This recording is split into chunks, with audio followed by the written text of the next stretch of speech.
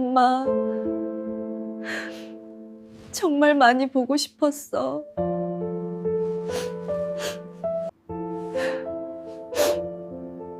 엄마도 우리 윤이 많이 보고 싶었어. 돌아가신 엄마를 간절히 그리워하던 윤희는 어느 날 눈을 뜨자 어딘지 모를 공간에 와 있었습니다. 그리고 그 공간에는 편안하고 따뜻한 표정의 엄마가 있었죠. 분명 엄마는 병원으로 돌아가셨는데 이게 어떻게 된 일일까요? 그리고 도대체 여기는 어디인 걸까요? 사연 시작 전 구독과 좋아요를 눌러주시고 현재 시청 중이신 지역을 댓글로 남겨주시면 그곳에 늘 건강과 행복이 함께하기를 바라겠습니다. 엄마, 나 필통 사줘. 윤희야, 집에 멀쩡한 필통 있잖아. 그거 쓰면 되지. 나 그거 초등학교 1학년 때부터 계속 쓰던 건데 쪽팔려서 못 쓰겠다고. 윤희는 초등학교 4학년 때 처음으로 엄마가 부끄러웠습니다. 학교 앞 문구점에서 친구들은 새로 나온 캐릭터 필통을 턱턱 사고 당시에는 특히 분홍색 토끼가 그려진 2층 필통은 윤희의 반 여자아이들 사이에서 필수품처럼 여겨졌습니다.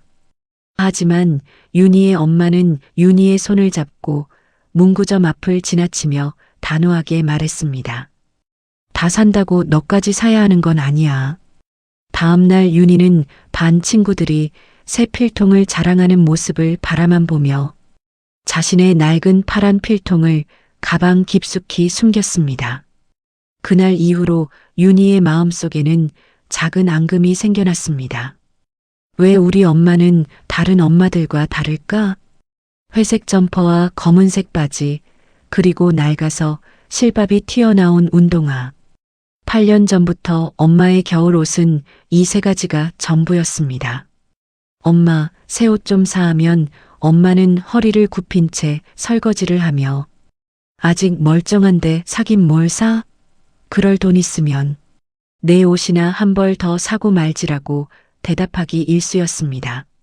하지만 정작 엄마가 사준 윤희의 옷들도 모두 브랜드 의류가 아닌 시장에서 산 2만 원 미만의 옷들이었습니다. 윤희는 엄마가 악착같이 돈을 아끼는 이유를 알 수 없었습니다. 우리가 그렇게까지 가난한가? 아빠도 돈을 버는데 엄마는 왜 이렇게까지 쪼들리게 사는 거지? 중학생이 된 윤희는 사춘기와 함께 엄마에 대한 불만을 숨기지 않기 시작했습니다.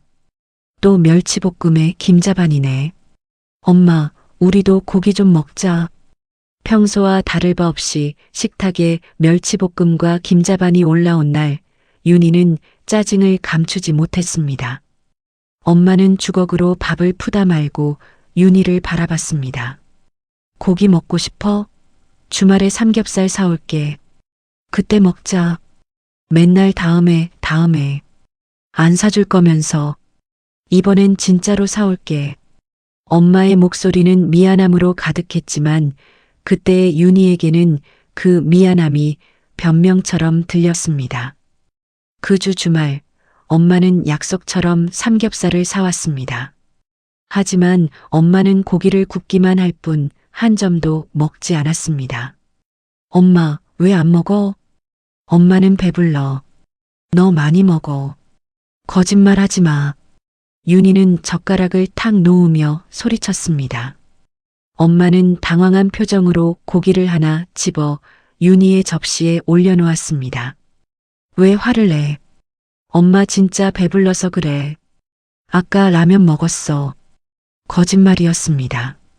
엄마는 자기 먹는 고기가 아까워서 윤희에게 더 많이 먹이고 싶어서 그랬던 건데 윤희 또한 그 사실을 알면서도 더 화가 났습니다. 엄마는 왜 자기 자신을 이렇게까지 아끼지 않는 걸까? 왜 나한테만 모든 걸 몰아주려고 하는 걸까? 그게 사랑이라면 나는 그런 사랑이 부담스럽다고만 생각했습니다. 고등학생이 된 윤희는 엄마와 대화하는 시간이 점점 줄어들었습니다. 학교와 학원을 오가며 엄마와 마주칠 시간도 많지 않았지만 무엇보다 윤희 스스로가 엄마와의 대화를 피했습니다. 딸, 저녁에 뭐 먹고 싶은 거 있어? 아무거나. 학교는 어땠어? 그냥 그랬어.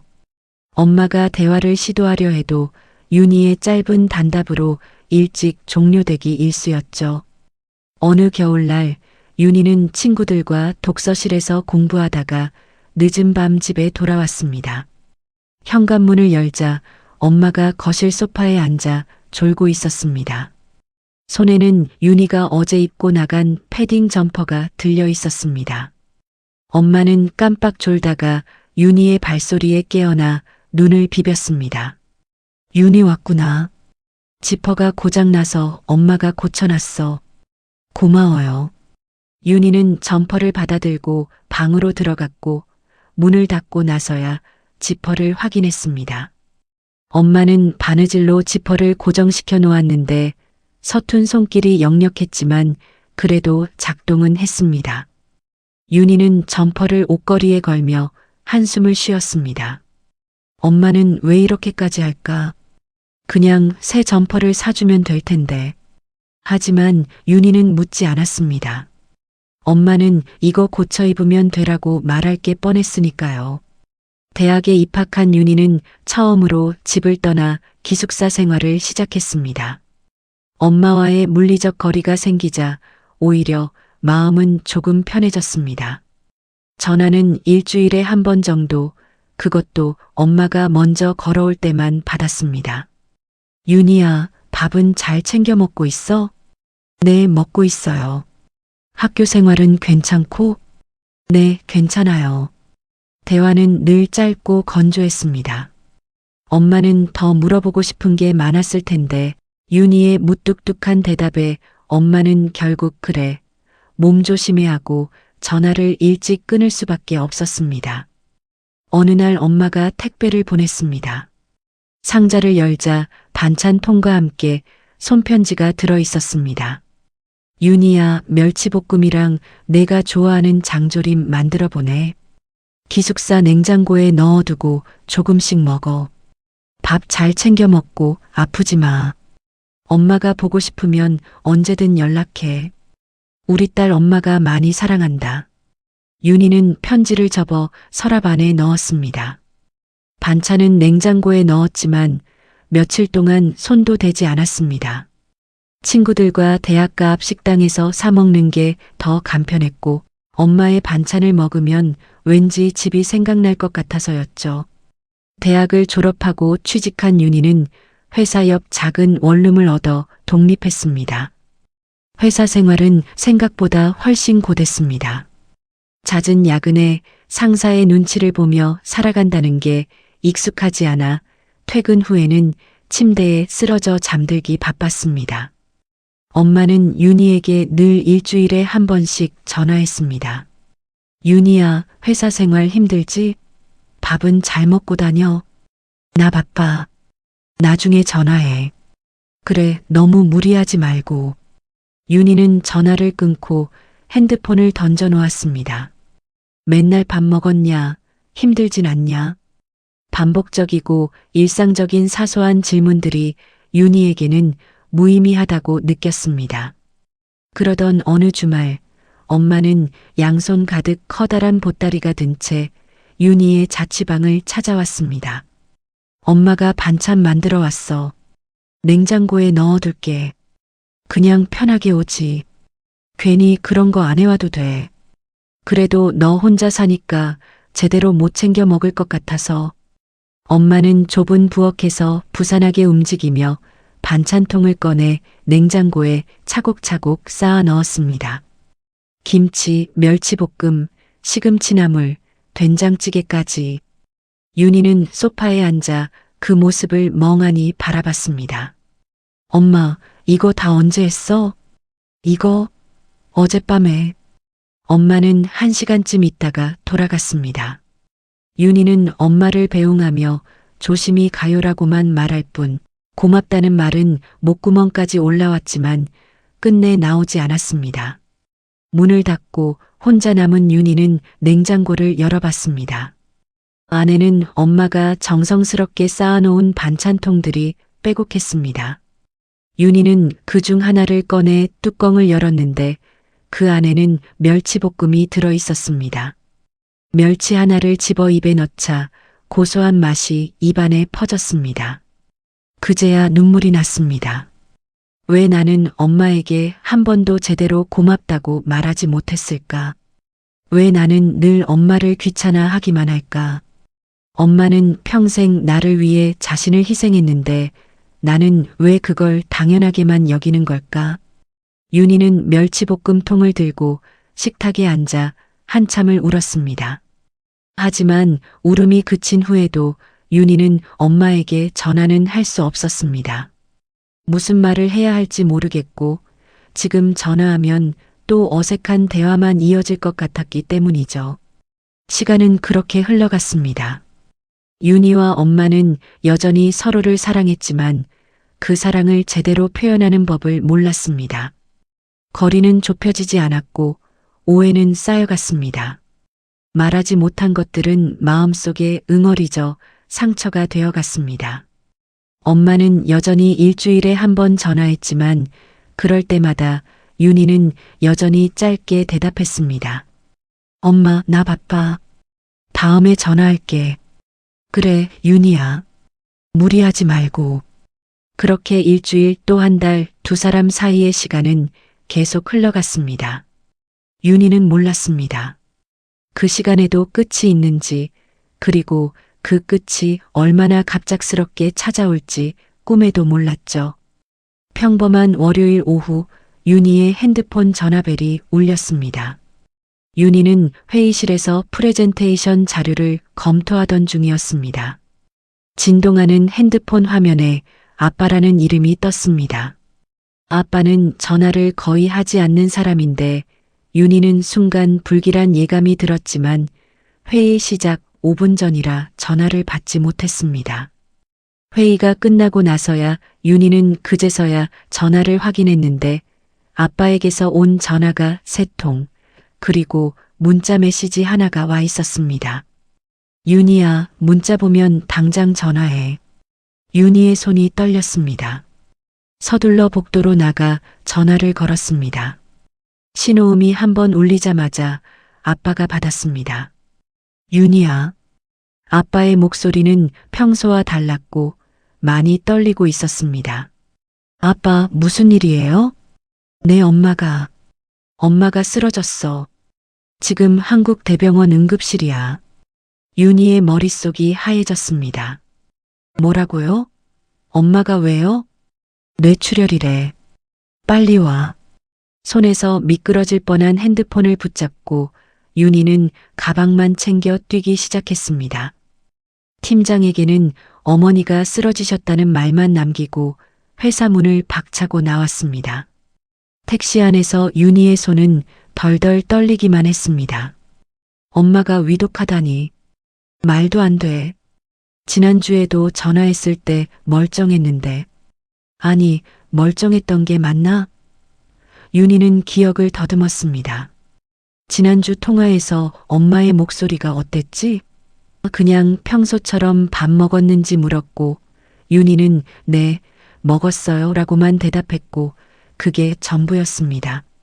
내가 왜 그랬을까? 병원에 도착했을 때 아빠는 중환자실 앞 의자에 앉아 고개를 숙이고 있었습니다. 평소 꼿꼿하던 아빠의 어깨가 축 처져 있었습니다. 윤희가 다가가자 아빠는 서서히 고개를 들었고 아빠의 두 눈은 빨갛게 충혈되어 있었습니다. 윤희야, 엄마는요? 엄마는 어떻게 됐어요? 지금 수술 중이야. 의사 선생님이 상태가 좋지 않다고 하셨어. 윤희는 중환자실 문을 멍하니 바라봤습니다. 아빠, 엄마 괜찮은 거죠? 살 수는 있는 거죠? 아빠는 말없이 그저 윤희의 손을 꽉 잡았습니다. 아빠의 손은 얼음장처럼 차갑고 벌벌 떨고 있었습니다. 시간은 끔찍히 느리게 흘렀습니다. 4시간, 5시간. 수술실 불은 계속 켜져 있었고 윤희와 아빠는 수술실 앞 의자에 앉아 하염없이 기다렸습니다. 두 사람은 말없이 그저 기다릴 뿐이었습니다. 밤 9시가 넘어서야 수술실에서 의사가 나왔습니다. 윤희는 벌떡 일어나 의사에게 달려갔습니다. 김명숙 환자 보호자분이신가요? 네, 엄마는요? 수술은 잘 된 거죠? 의사는 잠시 침묵했습니다. 그 침묵이 모든 걸 말해주고 있는 듯 했습니다. 최선을 다했지만 출혈이 너무 심했습니다. 환자분께서 수술 중에 돌아가셨습니다. 윤희는 다리에 힘이 풀려 그대로 주저앉았습니다. 아니에요. 그럴 리가 없어요. 거짓말이죠? 엄마가 왜요? 우리 엄마가 왜 죽어요? 정말 죄송합니다. 의사는 고개를 숙이고 돌아갔습니다. 윤희는 그 자리에서 계속 고개를 저었습니다. 아니야, 이건 말도 안 돼. 이건 꿈이다. 이건 꿈이다. 하지만 윤희의 악몽은 끝나지 않았습니다. 장례식장은 국화꽃 향기로 가득했습니다. 윤희는 상주 완장을 차고 영정사진 앞에 앉아 있는데 사진 속 엄마는 환하게 웃고 있었습니다. 저 사진은 언제 찍은 거지? 윤희는 그 사진을 본 기억조차 없었습니다. 엄마의 친구들, 친척들, 아빠의 직장 동료들, 조문객은 끊임없이 왔습니다. 그들은 모두 윤희에게 어머니는 좋은 곳으로 가셨을 거예요 라고 위로하는데 윤희의 귀에는 들어오지 않았습니다. 좋은 곳이라니. 엄마에게 좋은 곳은 여기 아닌가? 엄마는 나랑 아빠가 있는 여기가 좋은 곳이잖아. 조문객들이 떠난 밤 윤희는 혼자 빈소에 남아 영정사진 속 엄마를 한참 바라보다 떨리는 목소리로 불렀습니다. 엄마, 나 엄마한테 제대로 된 말 한 번도 못 해봤잖아. 눈물이 주르륵 흘러내렸습니다. 미안하다고, 고맙다고, 사랑한다고 한 번도 못 했잖아. 하지만 돌아오는 대답은 없었고 윤희는 영정 사진을 끌어안고 한참을 흐느꼈습니다. 장례를 치르고 며칠 뒤 윤희는 엄마의 짐을 정리하기 시작했습니다. 아빠는 차마 엄마의 물건을 만지지 못하겠다고 해서 결국 윤희가 나설 수밖에 없었습니다. 옷장을 열자 엄마의 옷들이 가지런히 걸려 있었습니다. 회색 점퍼, 검은색 바지, 낡은 니트들. 전부 윤희가 어릴 적부터 봐왔던 옷들이었습니다. 윤희는 니트 하나를 꺼내 얼굴에 묻었는데 니트 깊이 엄마의 향이 희미하게 남아 있었습니다. 서랍장을 열자 약봉지들이 쏟아져 나왔습니다. 소화제, 두통약, 파스. 윤희는 약봉지들을 하나씩 펼쳐봤습니다. 2년 전, 3년 전, 심지어 5년 전 약들도 있었습니다. 엄마가 아팠던 건가? 나한테는 아프다는 말 없었는데. 화장대 서랍에서 낡은 장갑 한 켤레를 발견했습니다. 손가락 부분이 다해져서 실밥이 튀어나와 있었는데 엄마는 겨울마다 그 장갑을 끼고 그 위에 고무장갑을 덧대어 껴 설거지를 하곤 했습니다.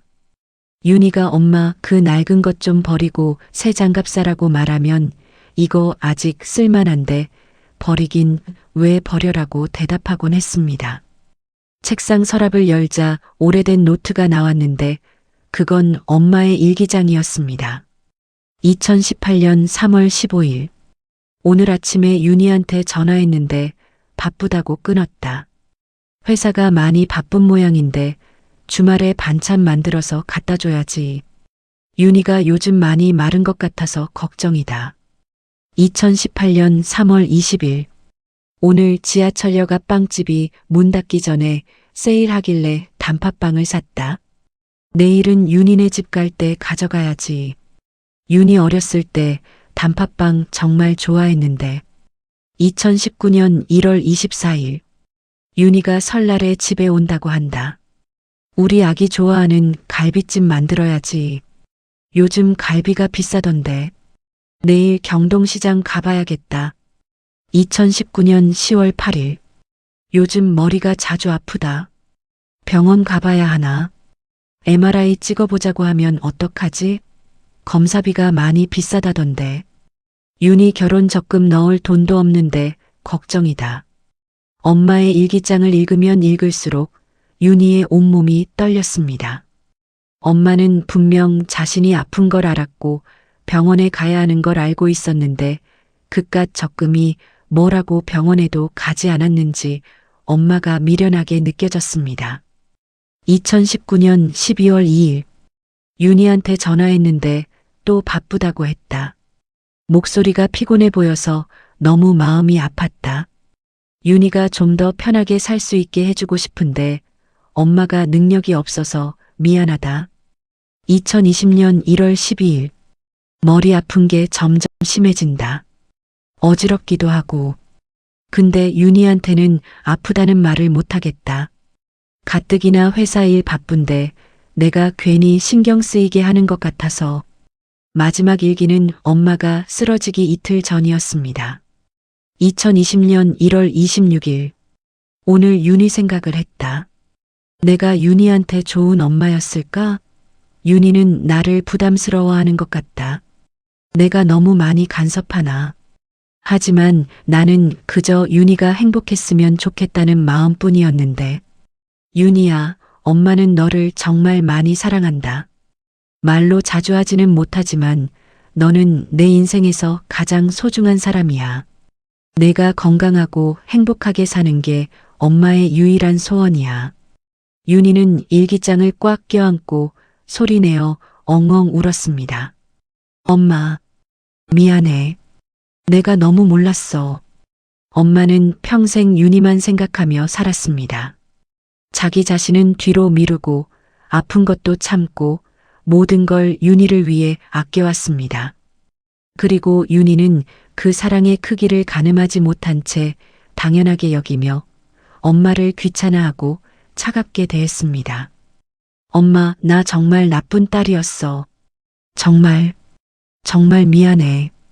윤희는 엄마의 방 바닥에 주저앉아 한참을 울었습니다. 하지만 아무리 울어도 엄마는 돌아오지 않았습니다. 엄마 없는 빈 방은 너무나도 고요했습니다. 그 고요함 속에서 윤희는 비로소 깨달았습니다. 이제 정말 끝이구나. 엄마에게 미안하다고 말할 기회도, 고맙다고 말할 기회도, 사랑한다고 말할 기회도 영영 사라졌구나. 후회는 윤희의 가슴을 짓눌렀고 숨 쉬는 것조차 고통스러웠습니다. 윤희는 손에 엄마의 낡은 장갑을 쥐고 가슴에는 엄마의 일기장을 안은 채 그렇게 밤새 울었습니다. 장례를 치른 지 3주가 지났지만 윤희는 여전히 일상으로 돌아오지 못했습니다.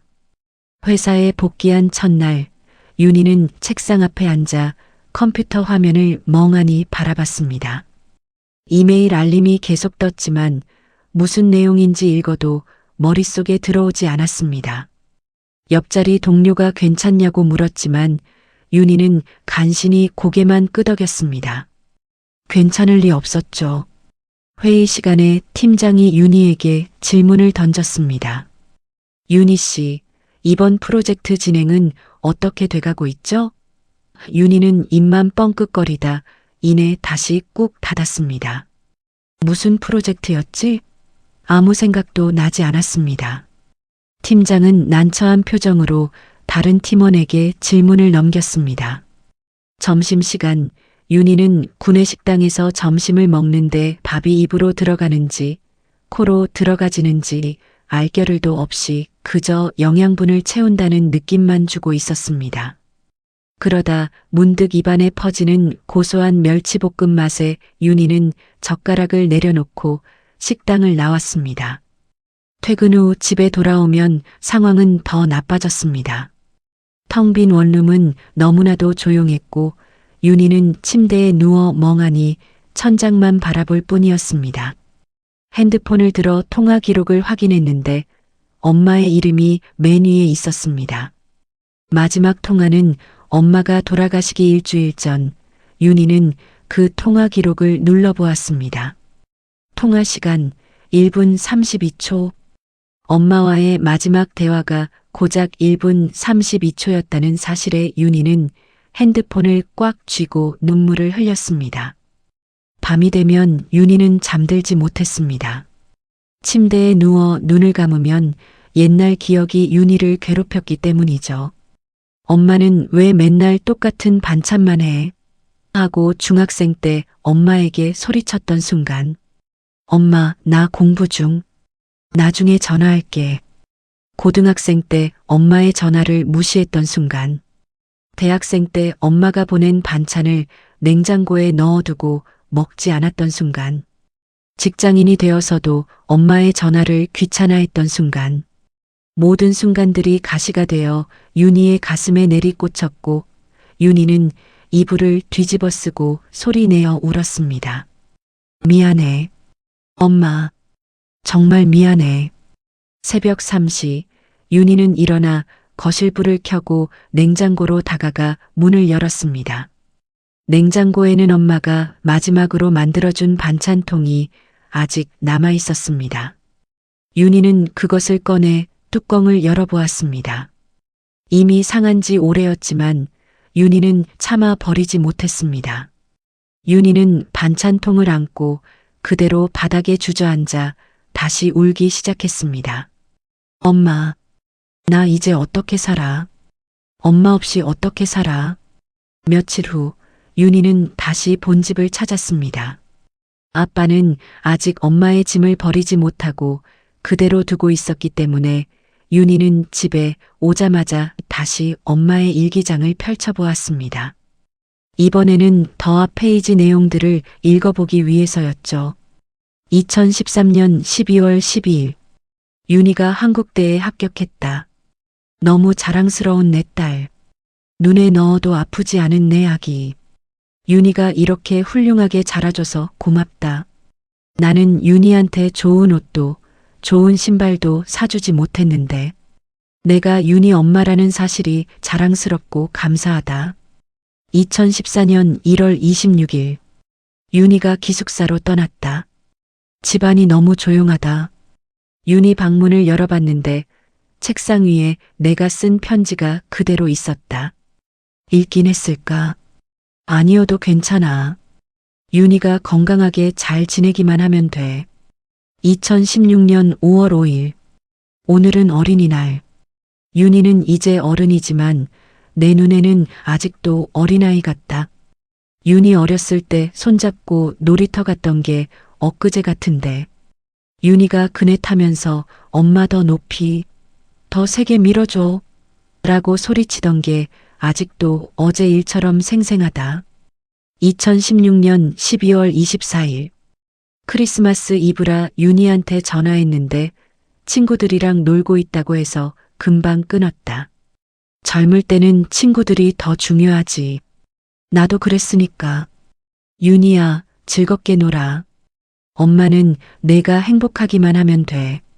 윤희 역시 그날의 기억이 생생했습니다. 친구들과 파티를 하고 있는 도중 윤희는 시끄러운 음악 소리를 배경으로 엄마 나 지금 친구들이랑 노는 중. 내일 내가 전화할게라고 말하고 끊었고 다음날 전화하지 않았죠. 윤희의 떨리는 손으로 더 예전 일기가 있는 페이지로 넘겼습니다. 2005년 3월 9일. 오늘 윤희가 엄마는 왜 맨날 똑같은 옷만 입어? 라고 물었다. 뭐라고 대답해야 할까? 사실 이번 달 생활비도 넉넉치 않은데 어디서 뭘 더 아껴야 할까? 답답하다. 2009년 4월 14일. 윤희가 고기 먹고 싶다고 해서 오랜만에 삼겹살을 사왔다. 저번 달부터 윤희 아빠 회사 월급이 안 나와서 한 푼이라도 아껴야 하는 상황이지만 윤희한테 맨날 마른 반찬만 먹이는 게 미안해서 300g만 겨우 사왔다. 근데 고기를 구우면서 보니까 윤희 표정이 별로 좋지 않았다. 내가 뭘 잘못했을까? 윤희야, 엄마가 너한테 뭘 잘못했니? 알려주면 엄마가 고칠게. 엄마의 일기 모든 순간에는 윤희에 대한 이야기가 가득했습니다.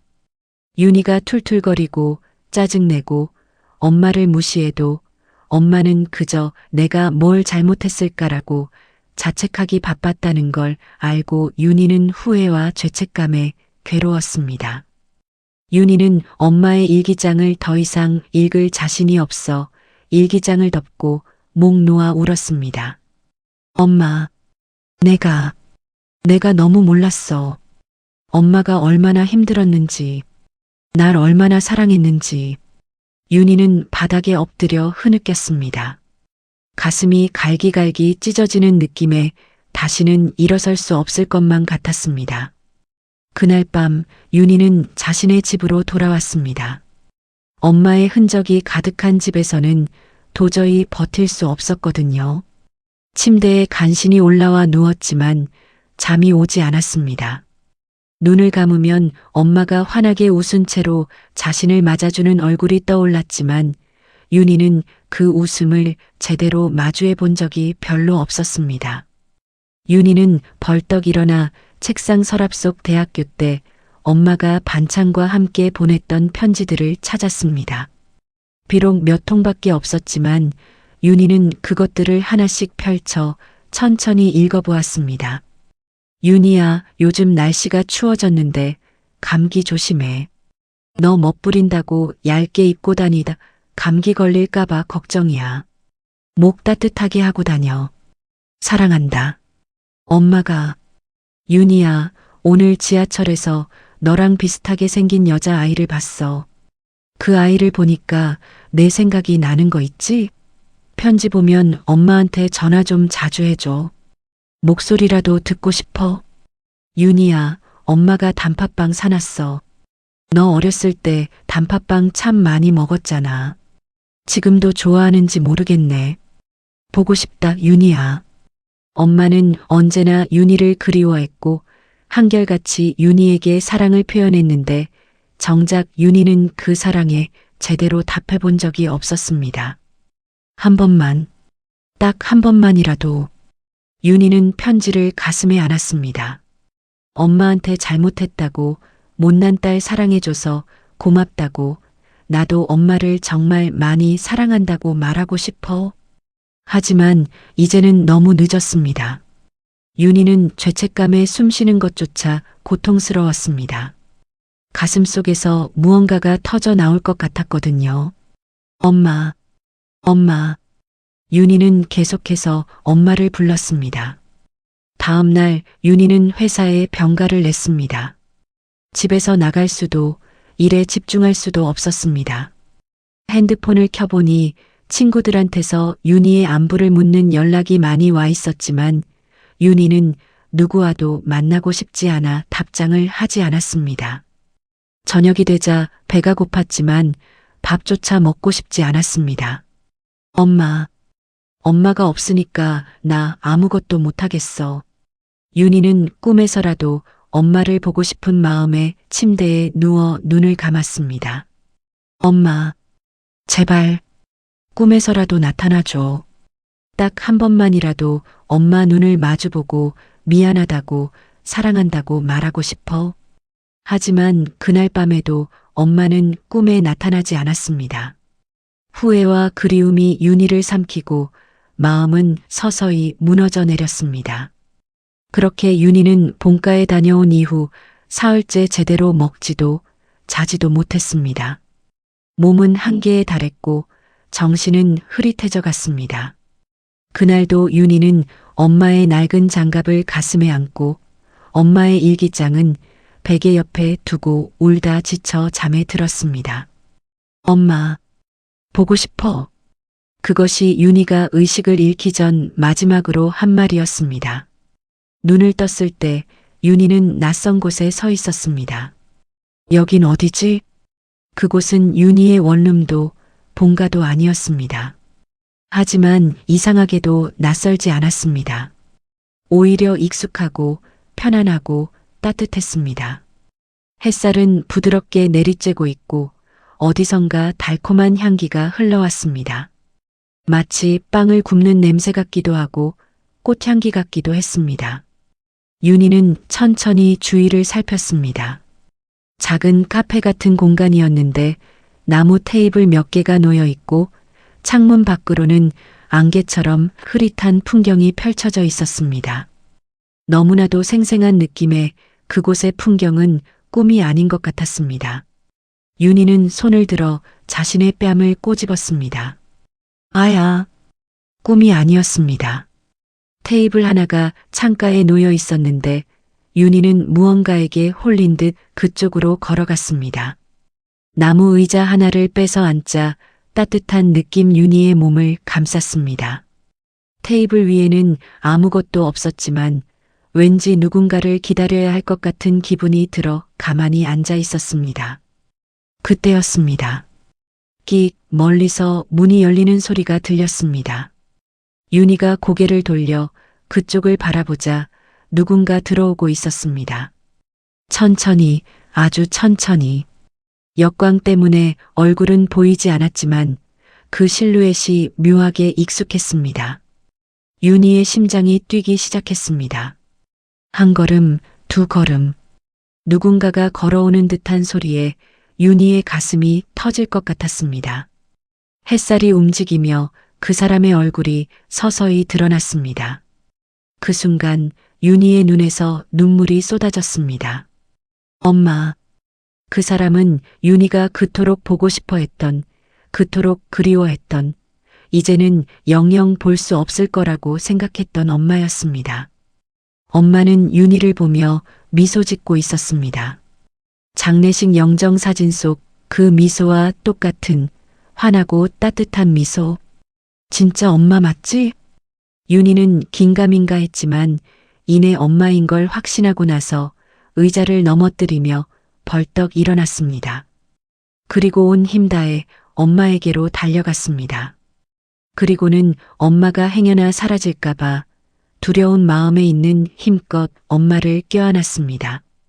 그러자 거짓말처럼 엄마의 체온이 느껴졌고 쿵쿵 뛰는 엄마의 심장 소리가 윤희의 귓가에 맴돌았습니다. 코끝에 남는 엄마의 향기, 볼을 간지럽히는 엄마의 머리카락. 모든 게 생생했습니다. 엄마, 엄마. 목이 메어 제대로 소리가 나오지 않았지만 너무나도 반갑고 벅찬 마음에 윤희는 계속해서 엄마를 불렀습니다. 엄마는 그런 윤희의 등을 천천히 쓰다듬었습니다. 윤희야. 틀림없이 엄마의 목소리였습니다. 윤희가 그토록 듣고 싶어 했던 목소리. 부드럽고 따뜻한 엄마 목소리. 엄마. 정말 엄마 맞지? 윤희는 엄마에게서 조금 떨어져 얼굴을 바라봤습니다. 엄마는 윤희의 눈물을 닦아주며 고개를 끄덕였습니다. 응, 윤희야. 엄마야. 엄마. 어떻게 여기 있어? 우리 아기가 엄마를 너무 많이 찾길래. 그래서 왔지. 엄마는 미소를 지으며 말했고 그 따뜻한 미소를 보자 윤희는 다시 울음을 터뜨렸습니다. 엄마, 보고 싶었어? 너무너무 보고 싶었어. 엄마도 우리 윤희 너무 많이 보고 싶었어. 엄마는 윤희의 손을 잡고 테이블로 이끌었습니다. 마침내 두 사람은 마주 앉고 윤희는 엄마의 손을 놓지 않았습니다. 그 손을 놓으면 엄마가 다시 사라질 것만 같았죠. 엄마 근데 여기가 어디야? 윤희는 주위를 둘러보며 물었습니다. 우리가 만날 수 있는 곳. 하늘과 땅 사이, 꿈과 현실 사이. 너와 내가 이야기할 수 있는 공간이야. 엄마의 설명은 추상적이었지만 윤희는 이해할 수 있었습니다. 그곳은 죽은 사람과 산 사람이 만날 수 있는 기적 같은 공간이라는 것을요. 엄마, 나. 윤희는 말을 잇지 못했습니다. 하고 싶은 말이 너무 많아 머릿속이 복잡했거든요. 무엇부터 말해야 할지 몰랐습니다. 엄마는 윤희의 손을 꼭 잡으며 달래주었습니다. 천천히 말해도 돼. 우리 시간 많아. 그 말에 윤희는 조금 안심했습니다. 그리고 비로소 입을 열 수 있었습니다. 엄마, 내가 너무 미안해. 윤희의 목소리가 떨렸습니다. 내가 엄마한테 너무 못되게 굴었어. 엄마가 날 위해 얼마나 많은 걸 희생했는지, 얼마나 힘들었는지 하나도 몰랐어. 아니, 알면서도 모른 척 했던 것 같아. 엄마가 항상 똑같은 옷만 입고, 고기도 안 먹고, 아픈 것도 참고, 다 나 때문이었잖아. 나 배려해서 그랬던 거잖아. 근데 나는 그걸 너무 당연하게 여겼어. 윤희는 차오르는 눈물에 그만 고개를 숙이고 말았습니다. 윤희야, 엄마가 만들어준 반찬도 엄마가 얼마나 힘들게 만든 건데 나는 그것도 모르고. 윤희는 울먹이며 말을 겨우 이어갔습니다. 나 엄마 일기장 읽었어. 엄마 아팠는데도 병원도 안 가고 참았던 거. 그것도 나 때문이었잖아. 내 적금 때문에, 내 학원비 때문에. 왜 말 안 했어? 사람이 아프면 아프다 얘기를 하지 왜 티를 안 내? 윤희는 너무 많이 운 탓인지 소리가 더 이상 나오지 않아 목소리가 끊겼습니다. 엄마는 그런 윤희의 손을 쓰다듬으며 조용히 말했습니다. 윤희야, 엄마는 내가 걱정할까봐 그랬어. 걱정할까봐? 응. 넌 공부도 해야 하고 친구들이랑 맘 편히 놀고 싶기도 할 텐데. 엄마 걱정까지 하게 되면 너 힘들까봐. 그래서 그랬던 거야. 근데 윤희야, 엄마는 정말 괜찮았어. 내가 건강하고 행복하게 자라는 모습 보는 게 엄마한테는 가장 큰 기쁨이었거든. 엄마, 너는 엄마한테 못했다고 생각하지? 근데 엄마는 그렇게 생각 안 해. 윤희야, 넌 그냥 내 나이에 맞게 살았던 거야. 엄마는 윤희의 눈을 따뜻하게 바라보았습니다. 중학생 때 반항하는 거 당연해. 고등학생 때는 공부하랴, 대학생 때는 친구들이랑 어울리랴, 얼마나 바쁘겠어. 사회생활은 두말할 것도 없지. 그게 당연한 거고, 그게 잘하는 거야. 엄마는 내가 그렇게 잘하는 걸 지켜보는 게 행복했어. 내가 엄마 품을 떠나서 혼자 설 수 있게 되는 거, 그게 엄마가 바라던 거야, 윤희야. 엄마는 윤희의 머리를 쓰다듬으며 말을 이어갔습니다. 윤희야, 넌 잘못한 게 없어. 그래서 엄마는 내가 미안해할 필요 없다고 생각해. 아니야, 엄마. 나는 정말 엄마한테 못된 딸이었어. 엄마한테 한 번도 제대로 고맙다는 말 못했잖아. 사랑한다고도 못했잖아. 마지막 통화가 고작 1분 32초였어. 뭐가 그렇게 바빴는지. 그게 마지막이 될 줄 정말 몰랐어. 윤희야. 엄마는 윤희를 꼭 끌어안았고 그런 윤희는 엄마 품에 안겨 소리내어 엉엉 울었습니다. 엄마는 다 알아. 윤희 너도 엄마를 많이 사랑한다는 거. 내가 엄마한테 고마워한다는 것도. 말 안 해도 엄마는 알아. 어떻게 알아? 나 한 번도 제대로 표현 못했는데. 엄마니까 다 알지. 토닥토닥 엄마는 윤희의 등을 따스히 토닥여 주었습니다. 내가 중학생 때 엄마 생일이라고 용돈 모아서 케이크 사온 거 기억나? 고등학생 때는 엄마가 허리 아프다고 하니까 파스도 사다 줬지. 대학생 때 첫 아르바이트 월급이라고 꽃도 보내줬지. 윤희는 눈물 사이로 고개를 끄덕였습니다. 응, 기억나. 그게 다 사랑이야. 윤희야, 넌 충분히 엄마를 사랑했어. 말로 안 해도 엄마는 다 느꼈어. 그러니까 이제 그만 울자, 우리 아기. 응? 엄마는 윤희의 눈물을 닦아주었습니다. 그 손길은 여전히 따뜻했습니다. 윤희는 고개를 들어 엄마를 바라보았는데 엄마의 얼굴은 무척이나 편안해 보였습니다. 고통이라고는 한 번도 느껴본 적 없는 사람처럼 그 어떤 때보다 훨씬 건강하고 평화로워 보였습니다. 엄마, 거기는 어때? 아프지 않아? 응, 안 아파. 여기는 아픈 거 하나 없이 편안해. 그럼, 외롭진 않아? 엄마는 미소 지었다. 외롭지 않아. 엄마는 항상 윤희랑 함께니까. 나랑 같이 있다고? 윤희가 의아한 듯 물었습니다. 응, 넌 몰랐겠지만 엄마는 항상 내 곁에 있었어. 내가 힘들어할 때, 울 때, 엄마를 몇 번이고 애타게 부를 때, 엄마는 항상 윤희 곁에 있었어. 내가 엄마 찾으면서 온 거 다 봤어? 엄마 일기장 읽으면서 온 것도? 응. 매일 밤마다 울다 지쳐 잠든 것도? 엄마는 다 봤어. 엄마는 윤희의 손을 포개어 꼭 잡았습니다. 엄마가 그래서 여기 온 거야. 윤희 내가 너무 힘들어해서 엄마가 오지 않으면 안 될 것 같아서. 고마워, 엄마. 와줘서 고마워. 우리 아기가 엄마를 찾는데 당연히 와야지. 두 사람은 한참을 그렇게 안고 있었습니다. 시간이 얼마나 지났는지 알 수 없었지만 그건 상관없었습니다. 윤희는 그저 이 순간이 영원히 계속되기를 바랐습니다.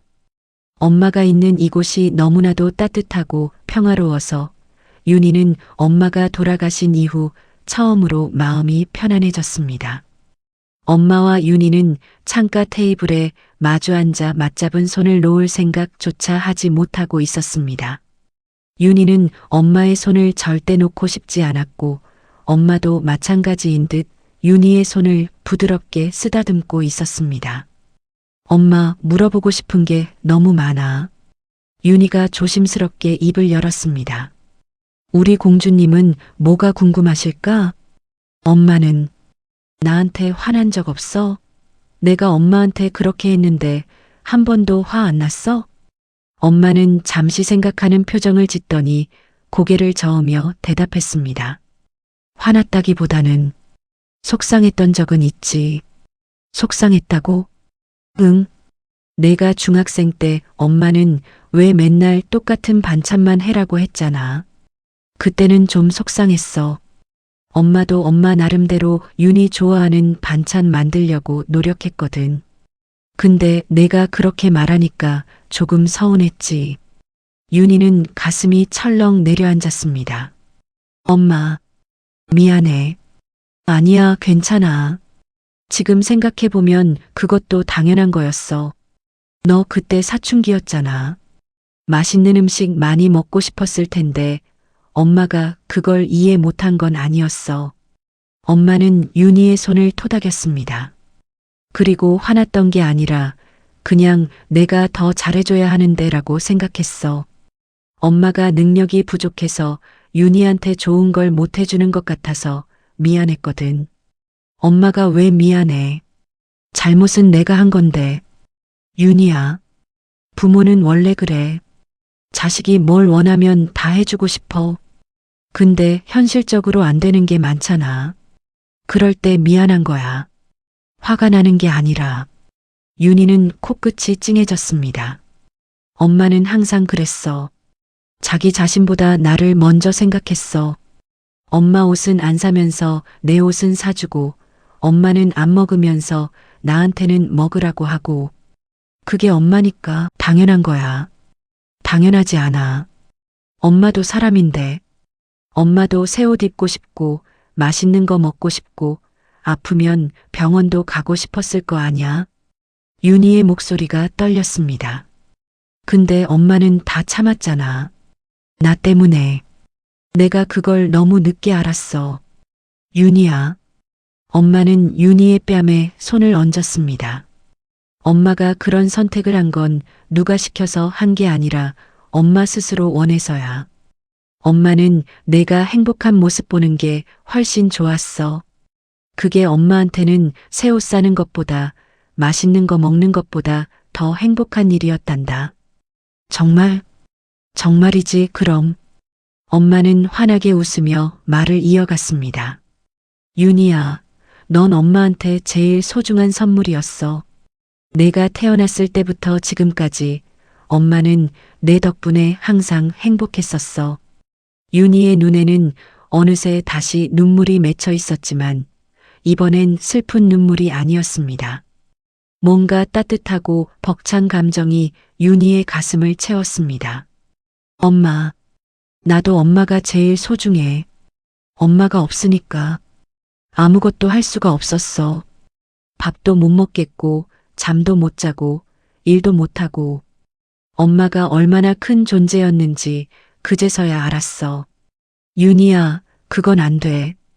엄마의 목소리에 힘이 들어갔습니다.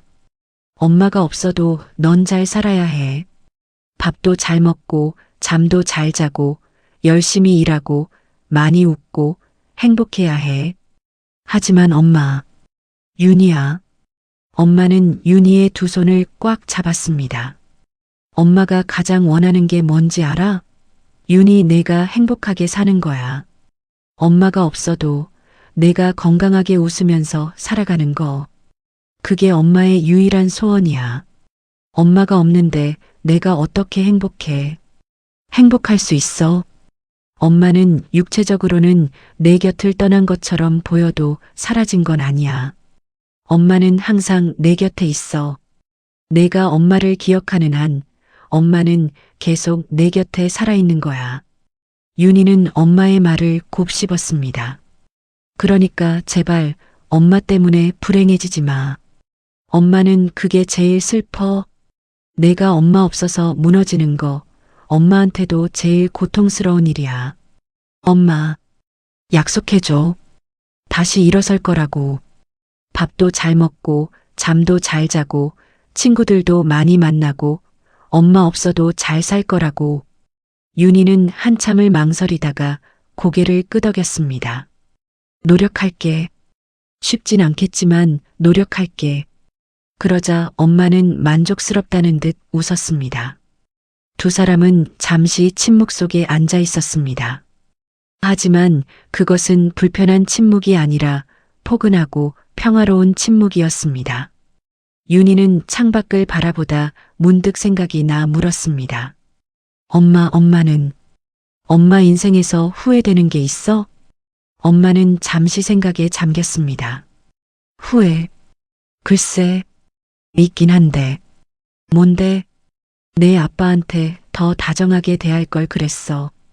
윤희는 의외의 대답에 의아했습니다. 아빠한테? 응. 아빠는 말수가 적고 표현을 잘 안 하는 사람이잖아. 근데 엄마도 그런 편이었거든. 그래서 우리 둘이 서로 마음을 제대로 표현 안 하고 살았어. 엄마는 씁쓸하게 웃었습니다. 근데 지금 생각해보면 아빠도 나한테 고마웠을 텐데 나도 아빠한테 고마웠는데 우리 서로 그 말을 안 했어. 그게 좀 아쉬워. 엄마. 그러니까 윤희야, 너는 아빠한테 잘해줘. 아빠 지금 많이 외로울 거야. 엄마 없어서. 장례식 때 축 처진 아빠의 어깨가 떠올라 마음이 먹먹해졌지만 엄마의 부탁이기에 고개를 끄덕였습니다. 그리고 윤희야. 응? 너는 사람들에게 내 마음을 표현해. 사랑한다고, 고맙다고, 미안하다고. 그 말들 하기 어렵지? 근데 안 하면 나중에 정말 후회해. 엄마는 윤희가 그렇지 못한 성격이라는 걸 알기에 더욱 진심을 담아 이야기했습니다. 엄마처럼 되지 마. 엄마는 내 아빠한테, 주변 사람들한테 마음 한번 제대로 표현하지 못했거든. 근데 그게 제일 후회돼. 그러니까 넌 그러지 마. 알았어, 엄마. 노력할게. 그래, 우리 딸. 엄마는 윤희가 기특한 마음에 머리를 살며시 쓰다듬었습니다. 시간이 얼마나 흘렀을까요? 그곳에서는 시간의 개념이 모호해서 몇 시간이 흘렀는지 전혀 알 수 없었습니다. 윤희는 그곳에서 엄마와 참 많은 이야기를 나누었습니다. 어릴 적 추억들, 학창시절 이야기들, 엄마의 젊은 시절 이야기들. 웃기도 하고 울기도 했습니다. 엄마, 나 기억나는 거 있어.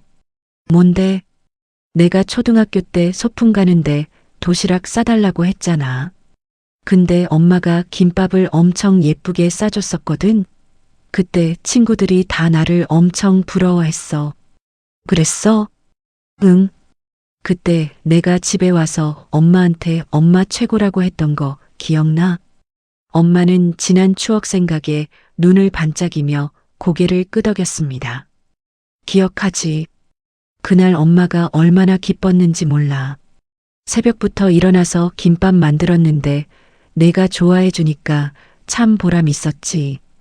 두 사람은 서로 마주본 채 미소를 나눴습니다. 그리고 내가 고등학생 때 수능 끝나고 집에 와서 엄마가 해준 떡볶이 먹으면서 울었던 거 기억나? 그럼 너가 울어서 엄마도 같이 따라 울었잖아. 윤희는 웃으며 눈물을 닦았다. 그때 진짜 행복했어. 수능이 끝났다는 안도감도 있었지만 엄마가 날 위해 떡볶이 만들어준 게 너무 좋았어. 윤희야. 엄마는 윤희를 바라봤습니다. 우리 생각해보면 좋은 추억 많이 쌓았네. 응, 엄청 많았어. 그럼 그 추억들 기억해줘. 나쁜 기억들 말고 좋은 기억들. 그게 엄마한테는 선물이야. 윤희는 고개를 끄덕였습니다. 그럴게, 엄마. 꼭 좋은 기억들만 생각할게. 그런데 그때 갑자기 주변이 조금씩 흐려지기 시작했습니다. 햇살은 점점 희미해지고 카페의 윤곽이 흐릿해져 갔습니다. 엄마, 이게 뭐야? 왜 이래? 윤희는 이 상황이 혼란스러워 엄마에게 다급히 물었습니다. 그러자 엄마는 슬픈 미소를 지었습니다.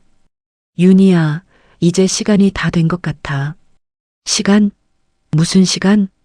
우리가 함께 있을 수 있는 시간. 윤희의 얼굴이 창백해졌습니다. 무슨 소리야? 싫어. 아직 할 말 많단 말이야. 엄마, 가지 마. 윤희야. 제발 엄마. 조금만 더 있어줘. 딱 10분만 더. 윤희는 엄마의 손을 꽉 잡았습니다. 하지만 야속하게도 엄마의 모습은 점점 투명해지고 있었습니다. 윤희야, 넌 이제 돌아가야 해. 내 삶으로. 싫어. 나 엄마랑 같이 있을 거야. 안 돼. 엄마의 목소리는 어느 때보다 단호했습니다. 넌 아직 살아야 할 날들이 많아. 만나야 할 사람들도 경험해야 할 일도. 여기 머물면 안 돼. 하지만 엄마. 윤희야. 엄마는 항상 내 곁에 있을 거야. 보이지 않아도 들리지 않아도 엄마는 내 마음속에 있어. 그러니 내가 힘들 때, 외로울 때, 슬플 때 몇 번이고 엄마를 생각해. 그럼 엄마가 느껴질 거야. 엄마. 그리고 윤희야, 행복해야 돼. 엄마를 위해서라도 내가 웃으면서 사는 게 엄마한테는 가장 큰 선물이야. 엄마는 윤희를 꼭 끌어안으며 따뜻한 손길로 윤희의 머리를 쓰다듬었습니다. 엄마, 사랑해. 정말 많이 사랑해. 엄마도 윤희 정말 많이 사랑해. 세상에서 제일 사랑한다, 우리 딸. 엄마는 윤희의 이마에 입맞춤을 했고 그 순간 따뜻한 기운이 윤희의 온몸에 퍼졌습니다. 이제 가. 내 인생을 살아. 엄마. 윤희는 엄마를 붙잡으려 했지만 엄마의 모습은 점점 사라지고 있었습니다. 빛이 퍼지듯 엄마는 그렇게 따스한 햇살 속으로 사라져가고 있었습니다. 엄마, 엄마. 윤희는 다급히 소리쳤지만 목소리는 메아리처럼 울려 퍼질 뿐이었습니다. 주변의 모든 것이 하얗게 빛나기 시작했고 윤희는 그 빛에 휩싸였습니다. 그 속에서 마지막으로 들린 건 엄마의 목소리였습니다. 윤희야, 사랑해. 항상. 그리고 윤희의 의식은 어둠 속으로 빠져들어갔습니다. 눈을 뜨자 보이는 건 윤희의 원룸 천장. 윤희는 아직 사태 파악이 되지 않아 몽롱한 눈빛으로 천장을 바라보았습니다. 분명 익숙한 천장인데 의식이 서서히 돌아온 윤희는 지금 시선 끝에 닿는 풍경이 자신의 원룸인 걸 알고 나서 천천히 몸을 일으켰습니다. 마치 긴 여행을 다녀온 것처럼 온몸이 피곤했고 손으로 자신의 얼굴을 만져보고 나선 두 뺨이 마치 불덩이처럼 뜨겁고 축축하다는 걸 알아챘습니다. 베개는 눈물로 흠뻑 젖어 있었습니다. 창문 밖을 보니 아침 햇살이 들어오고 있었습니다. 윤희는 천천히 침대에서 몸을 일으켰는데 두 다리에 힘이 들어가지 않아 제대로 서 있을 수조차 없었습니다. 벽을 짚고 한 걸음 한 걸음 천천히 발을 떼고 나서야 간신히 거실로 나올 수 있었습니다. 거울 속 윤희는 퉁퉁 부은 얼굴에 눈은 빨갛게 충혈되어 있었습니다. 하지만 이상하게도 표정은 편안해 보였습니다. 윤희는 거울 속 자신을 한참 바라보았습니다. 꿈이었다니. 윤희는 작게 중얼거렸습니다. 엄마를 만났던 그 순간, 엄마와 나눴던 대화들, 엄마의 따뜻한 손길, 엄마의 목소리, 모든 게 너무나 생생해서 꿈이라곤 믿기지 않았습니다. 윤희는 가슴에 손을 얹어 자신의 심장 박동을 느껴보았습니다. 그리고 그 박동 속에서 엄마의 존재를, 엄마의 사랑을 느꼈습니다. 엄마, 어제 정말 왔던 거지? 윤희는 다시 또 눈물을 닦았습니다. 윤희는 부엌으로 가 물을 한 잔 마시고 핸드폰을 집어들었습니다. 부재중 전화가 여러 통 와 있었습니다. 회사 팀장, 친구들, 그리고 아빠. 윤희는 아빠의 이름을 한참 바라보다 엄마가 했던 말이 떠올랐습니다. 아빠한테 잘해줘. 아빠 지금 많이 외로울 거야. 윤희는 조금 고민하다 아빠에게 전화를 걸었고 신호음이 2번 울리자 아빠가 바로 받았습니다. 윤희야? 아빠의 목소리는 걱정으로 가득했습니다. 응, 아빠. 윤희야, 괜찮아? 걱정했어. 며칠째 연락이 안 돼서. 미안해, 아빠. 내가 좀 힘들었어. 그래. 아빠도 그래. 떨리는 아빠의 목소리에 윤희는 다시 마음이 약해질 것 같았지만 심호흡을 한번 하고 용기 내 물어보았습니다. 아빠, 오늘 저녁에 같이 밥 먹을까? 전화 너머로 잠시 동안의 침묵이 흐르고 이어 아빠의 떨리는 목소리가 들렸습니다. 그래. 그러자. 아빠. 응? 사랑해. 또 침묵이 흘렀습니다. 아빠는 끝내 윤희의 사랑한다는 말에 대답하지 못했지만 윤희는 알 수 있었습니다. 아빠도 같은 마음이라는 것을요. 아빠 그럼 이따 저녁에 봐. 그래, 윤희야. 이따 보자. 전화를 끊고 윤희는 한참을 핸드폰을 바라보다 가슴이 따뜻해진 느낌을 받을 수 있었습니다. 윤희는 씻고 옷을 갈아입었습니다. 거울을 보니 여전히 얼굴이 부어 있었지만 이 또한 괜찮았습니다. 현관문을 열고 밖으로 나가자 눈부신 햇살이 윤희를 반겨주었습니다. 윤희가 잠시 눈을 감았다 뜨자 따뜻한 햇살이 피부에 닿았습니다. 그 느낌은 마치 엄마가 쓰다듬어 주는 것 같았습니다. 윤희는 천천히 걸어 동네 슈퍼마켓으로 향했습니다. 엄마의 말대로 잘 먹으려면 집에 먹을 게 있어야 하는데 집 냉장고는 먹을 만한 게 하나도 없었거든요. 슈퍼마켓에서 윤희는 장바구니를 들고 이것저것 담기 시작했습니다. 쌀, 계란, 야채, 고기를 담다 베이커리 코너에서 잠시 걸음을 멈추었습니다. 빵 진열대에 놓인 단팥빵을 보고 윤희는 다시금 엄마가 떠올랐습니다. 어렸을 적 윤희가 좋아하던 그 단팥빵이었죠. 엄마 일기장에 적혀있던 그 빵이기도 했습니다. 윤희는 단팥빵을 하나 집어들어 장바구니에 넣었습니다. 집으로 돌아온 윤희는 식재료를 하나씩 냉장고에 정리하며 생각했습니다. 이제부터 스스로를 챙겨야 한다고 엄마가 그토록 바라던 것처럼 말이죠. 윤희는 단팥빵을 하나 꺼내 입에 물자 달콤한 맛이 입안 가득 퍼졌습니다. 맛있다, 엄마. 윤희는 눈물이 나올 뻔했지만 참고 단팥빵을 끝까지 다 먹었습니다. 엄마가 옆에서 보고 있다고 생각하니 더 이상 예전처럼 외롭지만은 않았습니다. 그날 저녁 윤희는 아빠와 동네 식당에서 만났습니다. 아빠는 여전히 수척해 보였고 머리에는 흰머리가 더 늘어난 것 같았습니다. 하지만 윤희를 보자 작게나마 미소를 지었습니다. 윤희야, 왔구나. 응, 아빠. 두 사람은 마주보고 앉아 메뉴를 주문하고 나니 어색한 침묵이 흘렀습니다. 평소 같았으면 윤희는 핸드폰을 꺼냈겠지만 오늘은 달랐습니다. 아빠, 요즘 어때? 윤희가 먼저 물었습니다. 응, 그냥 그렇게 지내고 있어. 밥은 잘 먹고 있어? 엄마가 해놓은 반찬이 냉동실에 있어서 그거 먹고 있어. 아빠의 목소리가 작아졌습니다. 아빠, 응? 나도 많이 그리워. 엄마가 없어서 우리 둘 다 힘들잖아. 눈가가 붉어진 아빠는 고개를 천천히 끄덕였습니다. 근데 아빠, 우리 그래도 잘 살아야 돼. 엄마가 그걸 제일 바랄 것 같아. 그래.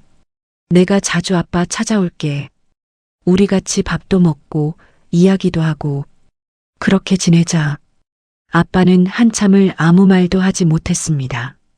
그러다 힘겹게 작은 소리로 말을 꺼냈습니다. 고맙다, 윤희야. 내가 고마워, 아빠. 나 키워줘서. 엄마랑 같이. 두 사람은 밥을 먹으며 이런저런 이야기를 나눴고 중간에 엄마 이야기도 나왔지만 마냥 슬프지만은 않았습니다. 엄마가 말이야. 아빠가 입을 열었다. 너 고등학교 생일날 엄마가 새벽에 일어나서 너 좋아하는 미역국 끓인 적 있어. 그랬어? 응. 근데 내가 그때 친구들이랑 놀다 오겠다고 해서 집에서 밥을 못 먹었잖아. 엄마가 좀 속상해했어. 근데 화내진 않더라고. 그냥 그 나이 땐 친구들이랑 노는 게 더 중요하지라고 했어. 윤희는 그날을 기억했습니다. 친구들과 놀이공원에 갔던 날 집에 늦게 들어와 엄마가 끓여놓은 미역국을 본 기억이 났습니다. 나 그날 미역국 한 숟가락만 먹고 방에 들어갔어. 배부르다고. 엄마가 알아. 근데 괜찮다고 했어. 아빠는 숟가락을 내려놓았습니다. 엄마는 그런 사람이었어. 항상 너를 이해하려고 했어. 화낼 수도 있었는데 화내지 않았어. 윤희는 다시금 차오르는 눈물을 참았습니다.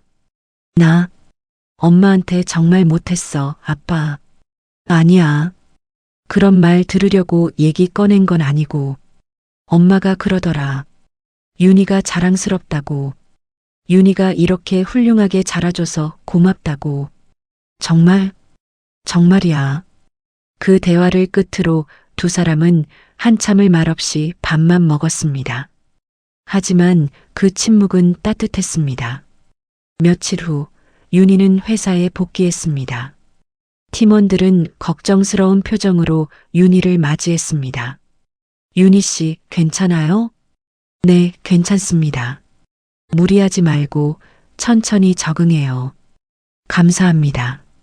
윤희는 책상에 앉아 컴퓨터를 켜자마자 밀린 이메일이 수십 통 쌓여 있는 걸 발견했습니다. 예전 같았으면 막막했겠지만 지금은 괜찮았습니다. 천천히 하나씩 하면 돼. 점심시간이 되자 옆자리 김민석 대리가 윤희에게 다가왔습니다. 윤희 씨, 점심 같이 먹을래요? 네, 좋아요. 두 사람은 구내식당에서 밥을 먹으며 이야기를 나눴습니다. 일상적인 대화였지만 불과 며칠 전과 다르게 윤희는 그 일상이 소중하게 느껴졌습니다. 퇴근 후 윤희는 엄마의 집에 들렀습니다. 아빠는 엄마가 쓰던 앞치마를 메고 서투른 솜씨로 저녁을 준비하고 있었습니다. 아빠, 내가 할게. 괜찮아. 거의 다 했어. 조리대 앞을 내어주지 않는 아빠 때문에 결국 윤희는 개수대 쪽으로 가 요리하면서 나온 설거지를 하기 시작했습니다. 두 사람 사이 특별한 말이 오가는 건 아니었지만 그 시간이 편안했습니다. 저녁을 먹고 나서 윤희는 안방에 들어갔습니다. 책상 위에 엄마의 일기장이 놓여 있었고 윤희는 그것을 집어 마지막 페이지를 펼쳤습니다. 2020년 3월 26일 윤희야, 엄마가 많이 사랑해. 말로 자주 하지는 못했지만 너는 내 인생에서 가장 소중한 사람이야. 내가 건강하고 행복하게 사는 게 엄마의 유일한 소원이야. 윤희는 일기장을 가슴에 안았습니다. 엄마, 나 이제 괜찮아. 잘 살 거야. 약속해. 윤희는 일기장을 조심스럽게 책장에 꽂고 옷장으로 가 엄마의 낡은 회색 점퍼를 꺼내 들었습니다. 이 점퍼는 가져가야겠어. 엄마를 기억하기 위해. 집으로 돌아온 윤희는 책상에 앉아 일기를 쓰기 시작했습니다. 오랜만에 쓰는 일기에 조금 어색했지만 엄마를 생각하며 펜을 들어 한 줄씩 써내려갔습니다. 오늘 저녁은 아빠랑 먹었다. 밥 먹으면서 아빠가 엄마 이야기를 해줬는데 슬프기도 했지만 그 분위기만큼은 따뜻했다. 며칠 전 꿈에서 엄마를 만났는데 그게 진짜였는지 꿈이었는지는 잘 모르겠지만 분명한 건 엄마가 나한테 행복하게 살라고 엄마 없어도 잘 살라는 말을 전하려고 온 것 같았다. 엄마, 나 노력할게. 밥 잘 먹고 잠도 잘 자고 열심히 일도 하고 사람들한테 표현할 줄 아는 사람이 될게. 나 꼭 엄마가 바라던 대로 살 거야. 아직 너무 슬프고 엄마가 그립지만 이제는 알 것 같아. 엄마가 항상 내 곁에 있다는 거, 내 마음속에 살아있다는 거.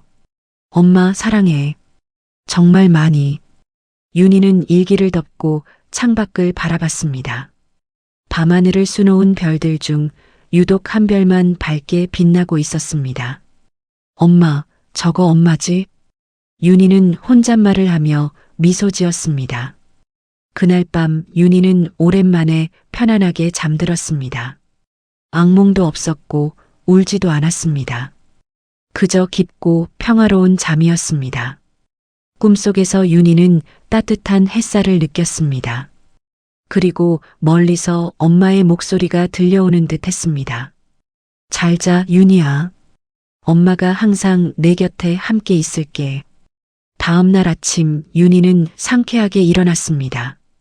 창문을 열자 신선한 공기가 들어오고 새들은 짹짹 지저귀고 있었습니다. 윤희는 부엌으로 가서 아침을 준비했습니다. 엄마가 오래전 윤희에게 해주었던 것처럼 밥을 짓고 계란을 부치고 김치를 꺼냈습니다. 상을 다 차리고 나서 식탁에 앉아 밥을 먹으며 윤희는 생각했습니다. 이렇게 하루하루 살아가는 거구나. 엄마의 사랑을 기억하면서 엄마가 바라던 대로 행복하게. 윤희는 엄마의 낡은 장갑을 테이블 위에 올려놓고 그것을 보며 윤희는 미소 지었습니다. 엄마, 오늘도 좋은 하루 보내. 나는 여기서 잘 살고 있어. 햇살이 창문을 통해 들어와 장갑을 비쳤습니다. 마치 엄마가 대답하는 것 같이 말이죠. 윤희는 밥을 다 먹고 회사 갈 준비를 했습니다. 가방을 메고 현관문을 나서자 밝고 따뜻한 기운이 윤희를 반겨주었습니다. 사람들과 차가 분주히 지나다니고 엄마 없는 바깥 세상은 여전히 돌아가고 있었습니다. 윤희는 그 세상 속으로 걸어 들어갔습니다. 엄마의 사랑을 가슴에 품고 엄마의 바람을 마음에 새기고 그리고 윤희는 깨달았습니다. 슬픔이 사라지진 않지만 그 슬픔과 함께 살아갈 수 있다는 것을, 엄마는 떠났지만 사라지지 않았다는 것을, 사랑은 죽음보다 강하다는 것을. 윤희는 하늘을 올려다보며 작게 속삭였습니다. 엄마 고마워. 그리고 늘 사랑해. 바람이 불어와 윤희의 머리카락을 스쳤습니다. 마치 윤희의 말에 엄마가 응답하듯 바람이 윤희의 머리를 쓰다듬었습니다. 윤희는 미소 지으며 걸어갔습니다. 삶은 계속되고 사랑은 영원했습니다. 오늘의 이야기는 여기까지입니다. 윤희와 엄마의 이야기가 여러분 마음에 울림을 드렸다면 댓글로 응원의 말씀 부탁드립니다. 지금까지 다시 만나였습니다. 감사합니다.